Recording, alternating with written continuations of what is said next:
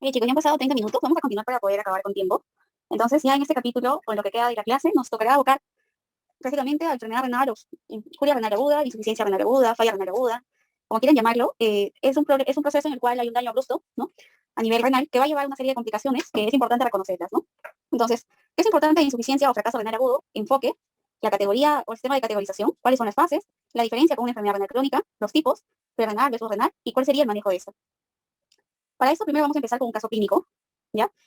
En el caso clínico, ahí vamos a empezar, es un hombre de 71 años, ¿no? A ver, 71 años, paciente ha sido hospitalizado, que tiene estudios de laboratorio anormales, dice, 4 días después de comenzar el tratamiento por una exacerbación de insuficiencia cardíaca. Mira. Entonces, el paciente dice que tiene insuficiencia cardíaca congestiva. Luego dice que también tiene antecedentes de osteoartritis y hiperplasia prostática benigna. Recientemente completó un curso de amicacina para la prostatitis bacteriana. Entonces, dice que el paciente, aparte de tener esos antecedentes, estaba infectado, ¿no? Pero dice que ya ha completado tratamiento. Antes de la hospitalización, sus medicamentos incluían simvastatina e ibuprofeno. Ahora, ¿por qué podría tener simvastatina e ibuprofeno? Porque dice que pues, el paciente, fuera de tener falla cardíaca, tenía osteoartritis, ¿no? Probablemente el ibuprofeno lo tomaba la osteoartritis. Ahora dice, el paciente viene con una presión de 111,76. Los estudios en suero muestran una creatinina en 2,3, un boom de 48. El análisis de orina muestra una osmolaridad urinaria de 600 y un sodio urinario de 10 miliquivalentes por litro. ¿Cuál es la siguiente? Es la explicación más probable de insuficiencia renal en este paciente. A ver, ¿qué opinan, chicos? ¿Qué opinan de este caso clínico? ¿Cuál creen que puede ser la respuesta? Agotamiento de volumen, uso de antibióticos, obstrucción de salida de la vejiga, obstrucción tubular renal o glomerulonefritis. Ya. Bueno, creo que hay muchas alternativas de las que dan, ¿no? No hay un consenso de que ustedes me mencionan, me dicen DS, A o B.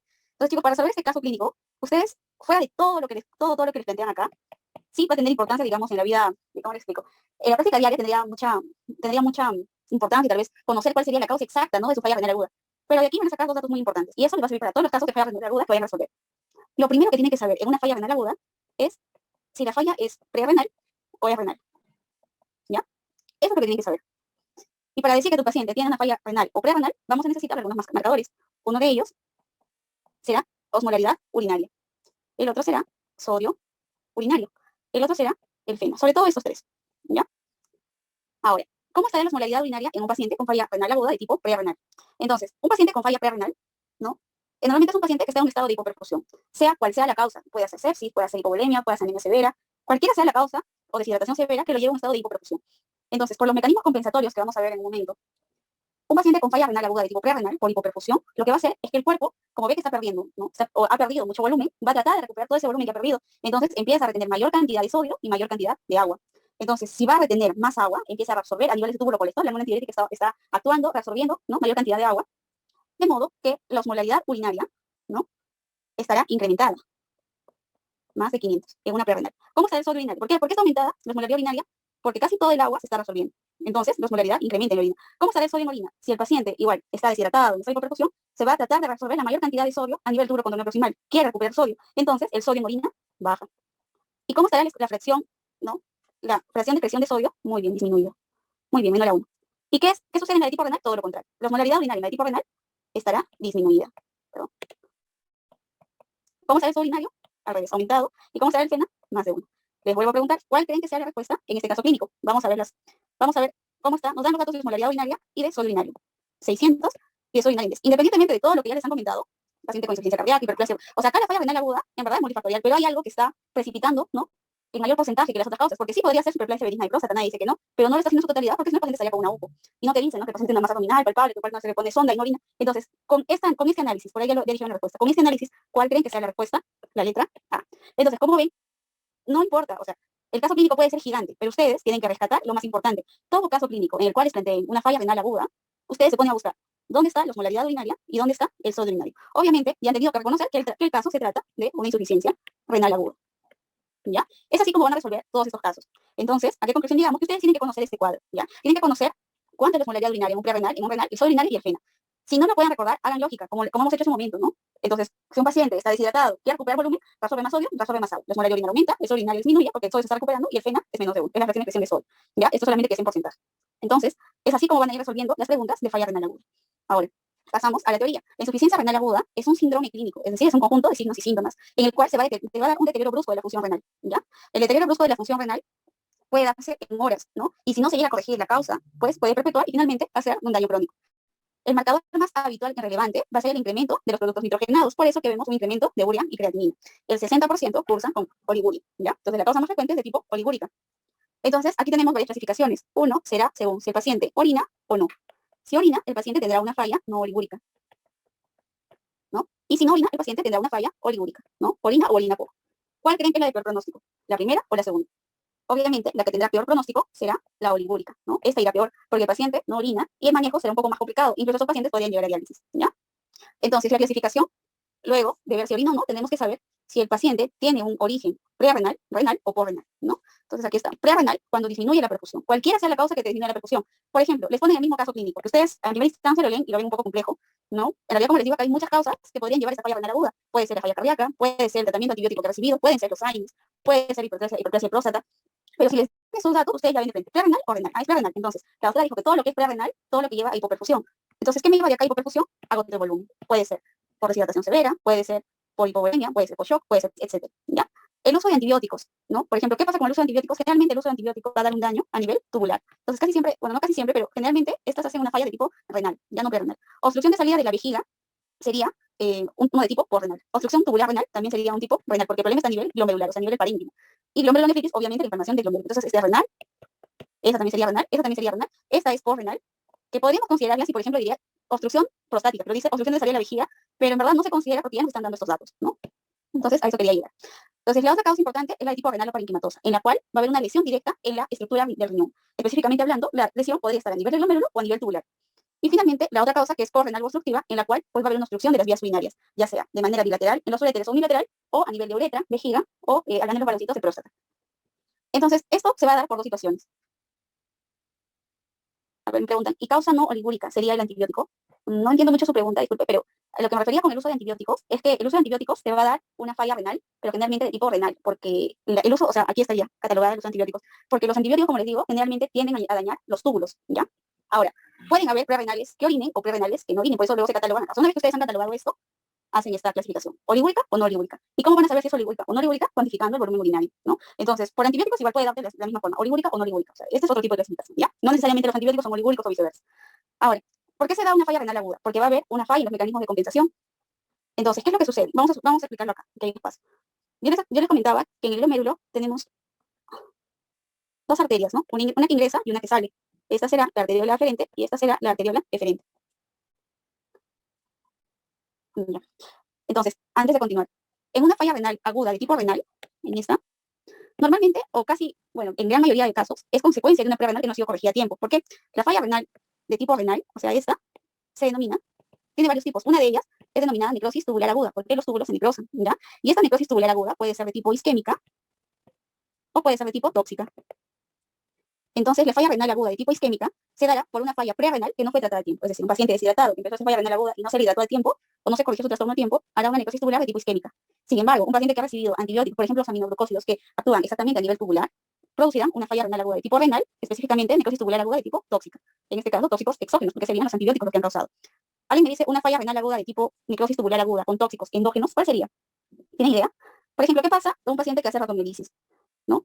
Muy bien, por ahí lo dijeron, mioglobina. Entonces, sí, una causa de necrosis tubular aguda de tipo tóxica, endógena, es el daño por mioglobina, en caso de radiomielisis, porque lo que hace la mioglobina es taponar los túbulos, ¿no? Entonces, la radiomielisis, muy bien como ustedes lo dicen, se va a dar en situaciones en las cuales va a haber, pues, depósitos de mioglobina a nivel tubular por traumas severos, ¿no? Puede ser por convulsiones persistentes también, muy bien como dicen ahí. Entonces, todas esas causas te llevarán a una necrosis tubular tipo tóxica, endógena, ¿ya? Entonces, ¿por qué es importante saber eso? Ya, vamos a repetir esto de isquémico y tóxico que no queda claro. A ver. Acá les decía que la falla renal de tipo renal puede manifestarse como una necrosis tubular aguda. Y esta necrosis tubular aguda, que como su nombre lo dice, disminuye la perfusión a nivel tubular. O sea, los túbulos entran en isquemia. ¿Ya? Y hasta ahí estamos de acuerdo. Entonces, esta necrosis tubular aguda puede ser de dos tipos. Puede ser tóxica o puede ser isquémica. ¿Ya? Entonces, la isquemia, perdón, la necrosis tubular aguda puede ser tóxica o puede ser isquémica. Si es tóxica, puede ser de dos tipos. Pueden ser tóxicos exógenos o pueden ser tóxicos endógenos. ¿Cuáles son los tóxicos exógenos que podrían dañar los túbulos? Como decía bien su compañero, los fármacos, ¿no? Por ejemplo, los antibióticos. Ya está. Y el contraste también, muy bien. El contraste también puede ser un tóxico exógeno, ¿no? En cambio, un tóxico endógeno, ¿no? Un tóxico endógeno, como también bien mencionaban por ahí, la mioglobina, ¿no? Pero la mioglobina es normal que la tengamos en sangre. Sí es normal, pero no en concentraciones muy elevadas. Concentraciones muy elevadas, como por ejemplo sucede en la rhabdomiolisis, en la cual se va a liberar mucha mioglobina, tapona los túbulos. De modo que este taponamiento de túbulos hace que se produzca una necrosis a nivel tubular, ¿ya? Entonces, por un lado ya tenemos a la necrosis tubular aguda de causa tóxica. Y la causa isquémica, propiamente dicha sería por una falla prerrenal que no fue tratada a tiempo, es decir, por hipoperfusión prolongada. ¿Ya? Ahora sí ha quedado claro, me imagino. ¿Ya? Entonces, eso es lo que tienen que saber de esto. Entre la necrosis tubular isquémica y la necrosis tubular tóxica, ¿cuál es más frecuente? La isquémica. ¿Ya? Que casi en muchas, la mayoría de veces, ¿no? Pacientes hacen insuficiencia renal de tipo renal porque no se trató una falla prerrenal. ¿Ya? Entonces, regresando, les explicaba que en el glomérulo teníamos dos arterias, una arteriola aferente y una arteriola eferente. En la arteriola aferente, ¿no? Vamos a tener a una molécula muy importante, así como la arteriola eferente, las cuales nos van a ayudar en situaciones, ¿no? De hipoperfusión. Entonces, ¿qué pasa? Un paciente o una persona que tiene hipoperfusión, lo que hace la arteriola aferente, ¿no? Es captar esa hipoperfusión gracias a un aparato que, bueno, creo que no lo hemos comentado en la parte de básicas, que es el aparato yuxtaglomerular. Todo empieza con esto. Ya. ¿Por quién está formado el aparato yuxtaglomerular? Son tres componentes. ¿Alguien sabe? Ya. Y a ver, por ahí empiezan. La mácula densa. Ya, la mácula densa, ¿a qué túbulo pertenece? Muy bien. Uno es la mácula densa, ¿no? La mácula densa pertenece al túbulo contorneado distal. Ya. El otro es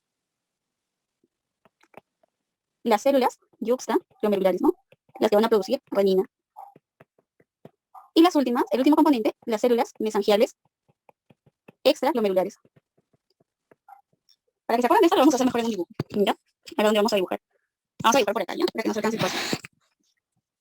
A ver. Entonces, aquí tenemos otra vez al glomérulo con su arteriola aferente, ¿ya? Esta es la arteriola aferente, la arteriola deferente. Estos son los capilares glomerulares, ¿no? Y por acá pasará una porción del túbulo contorneado distal. Yo sé que cuando les dibujé el túbulo contorneado distal, o bueno, los túbulos venían por este lado, ¿no?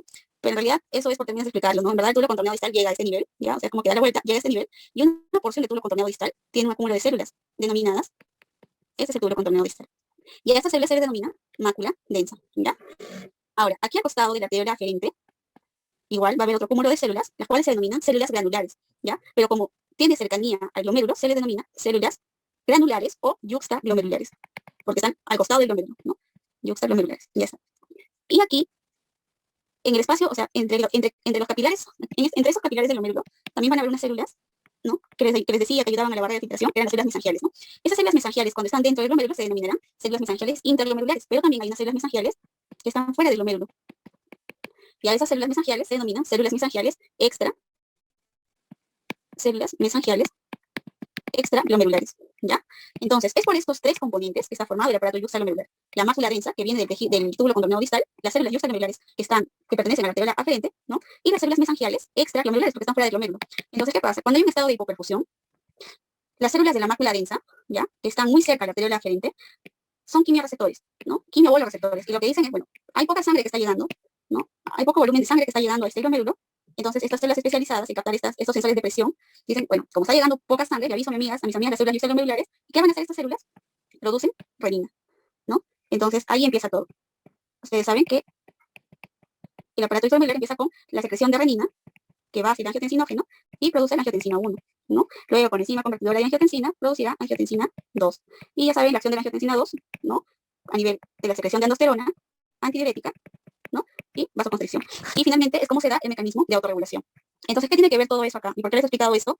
Porque les puede venir el examen, cuáles son los componentes del aparato yuxtaglomerular. Les podrían preguntar, ¿no? ¿A qué pertenece la mácula densa? Ya saben que es túbulo contorneado distal, ya saben quiénes producen renina, son las células yuxtaglomerulares. Ojo, y hay mucha confusión con esto. Muchos alumnos me dicen, doctora, la renina está producida por la mácula densa. No, ya, son las células yuxtaglomerulares que pertenecen a la arteriola aferente. Ya les he explicado con el dibujito y así no se pueden olvidar. Entonces, esa angiotensina 2 que vino de todo el aparato yuxtaglomerular, ¿no?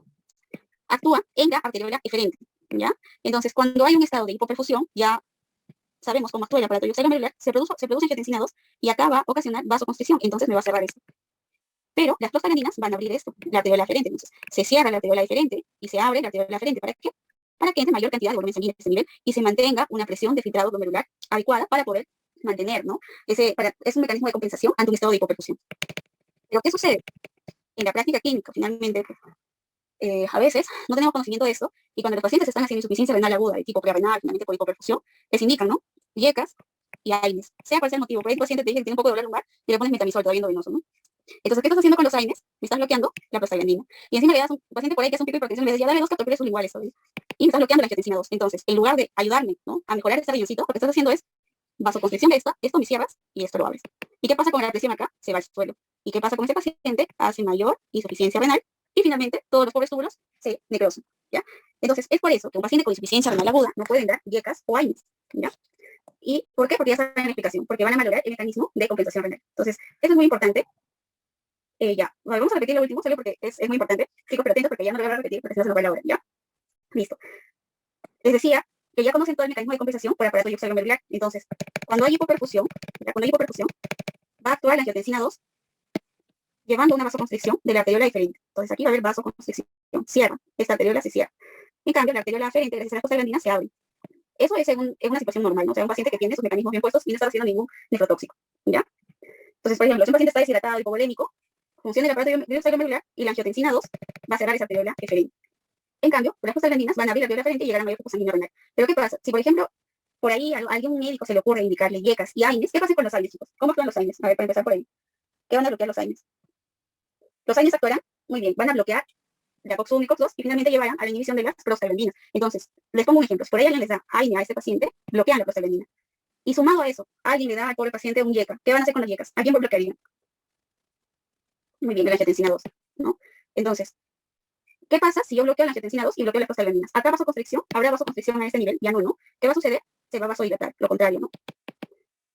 ¿Y qué pasa con esas prostaglandinas? Ya no actúan, entonces aquí se cerrará.